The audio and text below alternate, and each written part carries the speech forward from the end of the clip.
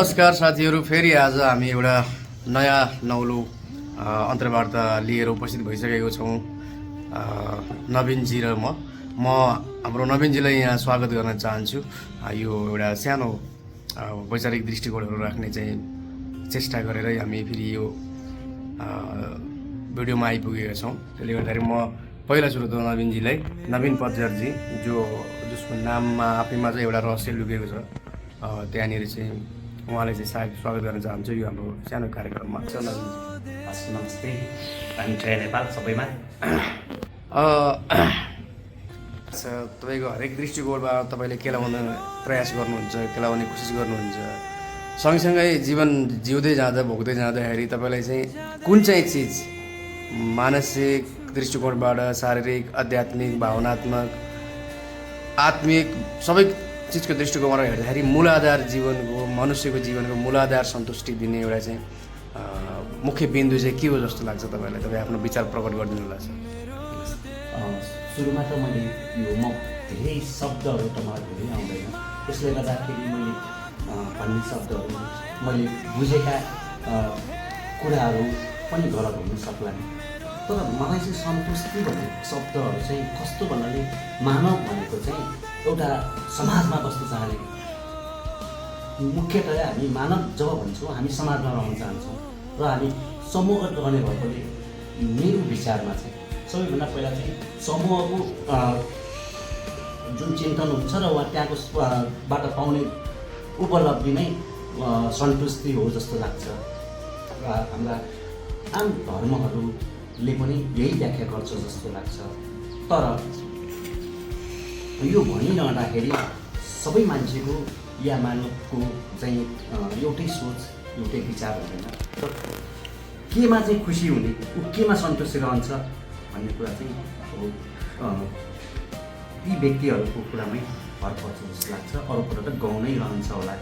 सँगसँगै तपाईँले फेरि अर्को यही तपाईँको चाहिँ कुराहरूबाट चाहिँ केलाएर म फेरि अर्को कुरा प्रश्न तपाईँमा राख्न चाहेँ। जीवन जिउँदै जाँदाखेरि भौतिक सेवा सुविधाहरू पनि ग्रहण गर्नै पर्ने हुन्छ। हेर्नु, भौतिक चिजहरूलाई हामीले व्यवस्थापन गर्न नसकेसम्म आध्यात्मिक, भावनात्मक, मानसिक कुनै पनि चिजहरू चाहिँ एउटा स्टेबल भएर बस्दैन, होइन, स्थापित पनि हुँदैन। चाहिँ भौतिक कुरा चाहिँ एकदमै first and the foremost, the primal कुरा भनेको भौतिक कुरा हुन्छ, यो सबैलाई थाहा छ। तर मान्छे त्यो थाहा छ भौतिक कुरा फेरि जीवन त होइन, क्षणिक हो, किनकि जीवन पनि क्षणिकै हो भन्ने कुरा सँग जोडिन्छ। र पनि मान्छे अध्यात्ममा जोडिन्छ, धर्ममा जोडिन्छ, दर्शनमा जोडिन्छ। तपाईँको एउटा चाहिँ एक किसिमको चाहिँ दिव्य ज्ञानको खोजीमा रहिरहेको हुन्छ। त्यो एउटा पाटो छ र भौतिक पार्ट एउटा पाटो छ। तपाईँको शरीरलाई, तपाईँको जीवन जिउने शरीरलाई भौतिक चिजले चाहिँ एउटा खम्बा र एउटा चक्काको चाहिँ एउटा गाडीको एउटा चक्का जस्तै खालको एउटा चाहिँ भूमिका निर्वाह गरे हुन्छ।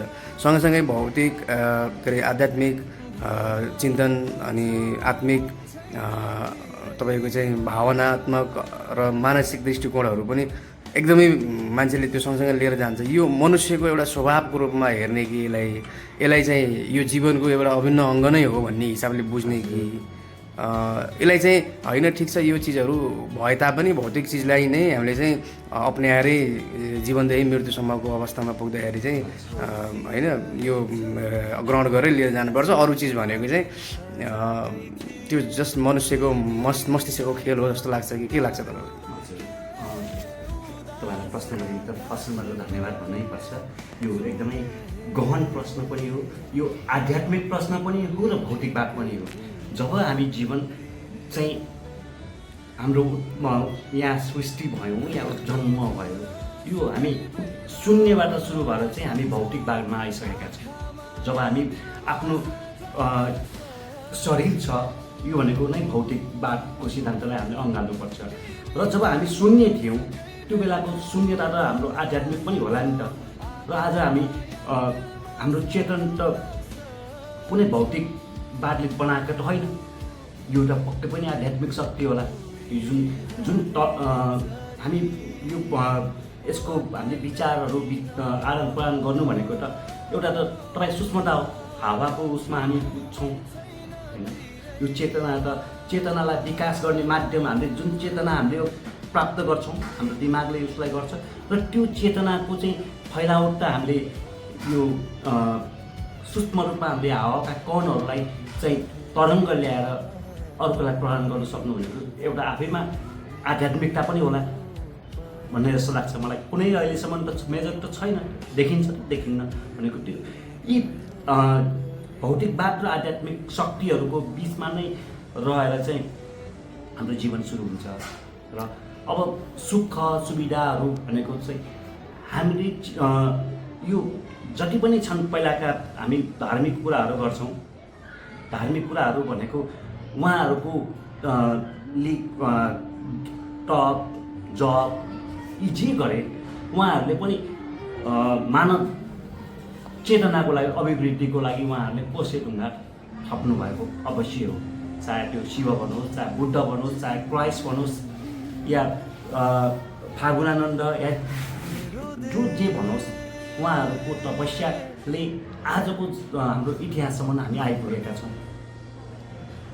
विगतका के भए कमीहरूको उसमा र अबको भौतिक तपाईँको आध्यात्मिक कुराहरू गरिरहँदाखेरि ती आध्यात्मिकबाट सुरु भएका विकासहरू जुन छन् अहिलेका हाम्रा अब हामीले अब नयाँ रूप दियौँ, उहाँहरूलाई वैज्ञानिक भन्न थाल्यौँ र उहाँहरूका चेतनाले जुन अभिवृद्धिहरू थप्नु भएको छ, उहाँहरूले सिद्धान्तहरू प्रतिपादन गर्नुभएको छ र उहाँहरूले हाम्रा आज भौतिक रूपमै साधन सम्पन्न बनाउनु भएको छ।